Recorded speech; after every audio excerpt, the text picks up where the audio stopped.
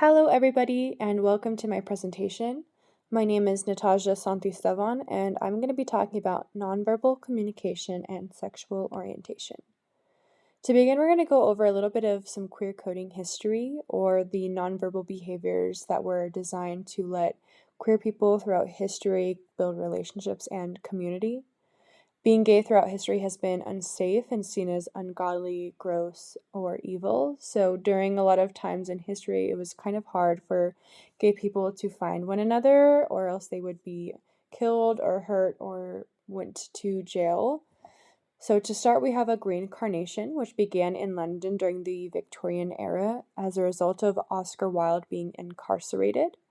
The next is a peacock feather, which was seen a lot in the 1800s in portraits and the Art Nouveau, as well as the bandanas, which came a little bit later in like the 70s through 80s era, I'm sure. And this would be where men would wear different colored handkerchiefs to symbolize their status and what they were interested in. There's also things like tattoos, like the nautical star and the lambda symbol, which was created by the Gay Activist Alliance in the 1970s, as well as a lavender rhinoceros, which came from the Boston Pride in 1974. There are also symbols like the pink triangle, which came from the Nazi concentration camps and was later kind of taken back and used during the AIDS epidemic in protests. And of course, we all know the rainbow flag, which was created in 1978 by the first openly gay elected official, Gilbert Baker, and this was in San Francisco. And many others like clothes, flowers, art, any kind of aesthetic. Today, a well-known one is ordering an oat milk latte or going to galleries, I guess. And then we also have the article that I will be talking about today. And this article is, does sexual orientation have an impact on nonverbal behavior in interpersonal communication? So the reason that I chose this article is because I really wanted to find something that is going to focus on the differences between homosexual couples and heterosexual people and kind of the interactions between them. And the purpose of this study is to explore how sexual orientation can impact someone's behavior in different ways, whether that's same-sex people interacting or opposite sex and same-sex persons interacting.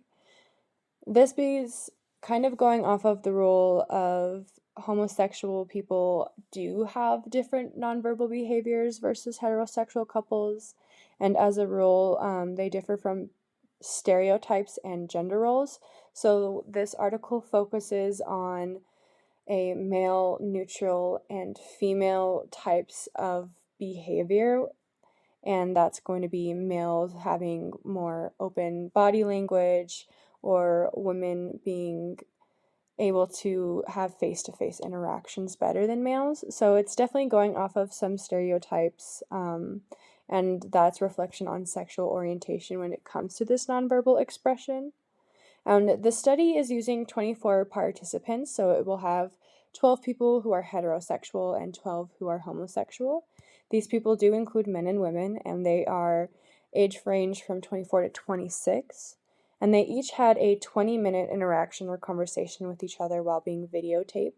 Now, some people did say that being videotaped changed their behaviors just a little bit, so that is noted in this article. And this article kind of focuses on three different aspects of nonverbal behavior. So we're going to be looking at body posture, eye contact, and touch. Body posture is going to be based on whether the partners are completely parallel to one another, so face and shoulders. Neutral will be a little bit parallel, so maybe they have a little bit of an angle, but they're not completely 90 degrees like angled would be. Eye contact is based on the duration of the eye contact or the gaze, the total times someone gazed at someone, and the total duration of a mutual gaze, so when both people are looking at each other. And then last one with touch is we're going to be looking at self-touch, so someone touching their own face or their own body, and then touching each other. The results of this experiment were that homosexual individuals in this study adopted a more neutral posture, while heterosexual individuals acted within the respected gender stereotype. So those who are queer or gay are going to kind of be in between that angled and the full face, where heterosexual people are going to be representing that gender stereotype. So, for example, men would be taking up a little bit more space, possibly. They would have their legs spread apart a little bit more, just kind of relaxed, and what would be considered more masculine, and feminine women, or women would be more feminine in there. So maybe they have their legs crossed, arms crossed, making a little bit more of direct eye contact than the male participant would. They also found that in mixed interactions, so someone who is queer and someone who is straight, there's a little bit more of self-touching in the face and on the body, and that could be because of maybe uncomfortableness or not trying to give off any cues. That was noted in this article. The next is interactions with one or more homosexual individual. Partners did not look at each other as long as compared to interactions with the heterosexual persons. And it wasn't noted why that was. It could have been the same thing as the last one, so maybe it was just like a little bit more uncomfortable. And then the last one is the heterosexual partners in a mixed interaction displayed different patterns of behavior as compared to the heterosexual ones.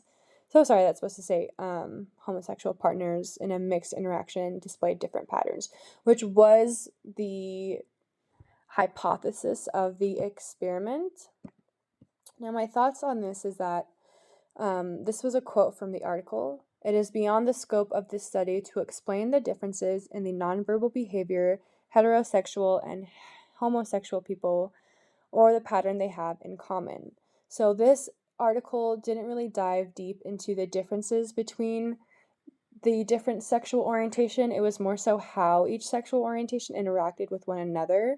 And something I would have liked to see was a little bit more of a focus on that. So maybe having a focus 10 participants who are same sex in their interactions versus 10 people who are opposite sex, and then bringing them together and combining the data between all of that. I think there would have been a little bit more results on the actual differences of nonverbal behavior, especially as I talked about earlier in the history of nonverbal behavior. There are some natural cues that have kind of been passed around, and so to see how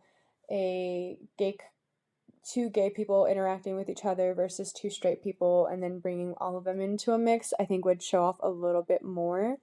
I also do think that there should have been a larger sample size. 20 people is not enough, and it worked for this one, but I would have liked to see it in a larger range, because then again that data would probably be a little bit more specific.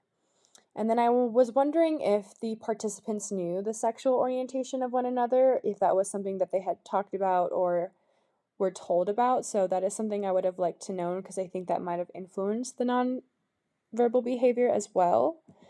And then these are my resources. I use this YouTube video, The Queer Code, that's a great one, as well as a history on the pride flag, and then the article. Thank you guys so much for listening to my presentation, and I'm interested in seeing what you guys have to say. Have a good evening.